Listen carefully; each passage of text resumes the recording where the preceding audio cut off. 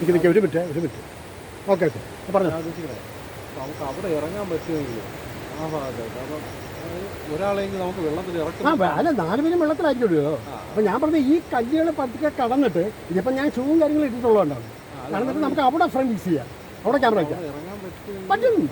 ഞാൻ പോയതാണ് പ്രവീണ, ഞാൻ അവിടെ പോയതാണ്. അങ്ങോട്ട് പോകരുത്. ആ പാറ ഉണ്ട്, അതാണ് ഞാൻ ഉദ്ദേശിച്ചത്.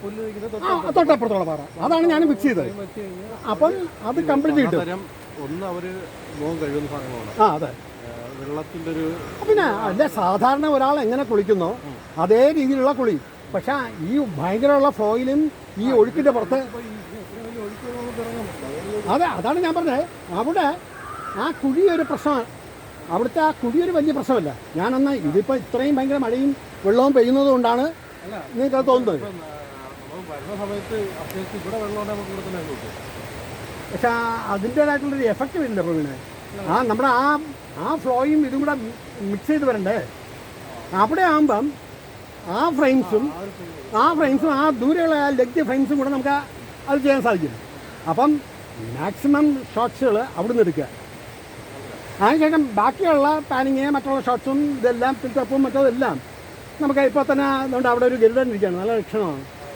അപ്പോൾ നമ്മുടെ ഓരോ ഇതിൽ സൂം അപ്പ് ചെയ്ത് കഴിഞ്ഞാൽ, ടിൽറ്റപ്പ് ചെയ്ത് കഴിഞ്ഞാൽ നമുക്ക് അതെടുക്കാൻ സാധിക്കും. പിന്നെ ഇവരുമായിട്ടുള്ള ഈ ഒരു കോമ്പിനേഷൻ ഷോട്ട് മറ്റേ ആ നടി വരുന്നുണ്ടല്ലോ, അതിൽ അഭിനയിക്കുന്ന അവർ വന്നിങ്ങനെ ചോദിക്കുന്ന അതെല്ലാം അത് ക്ലോസപ്പിലാണ്.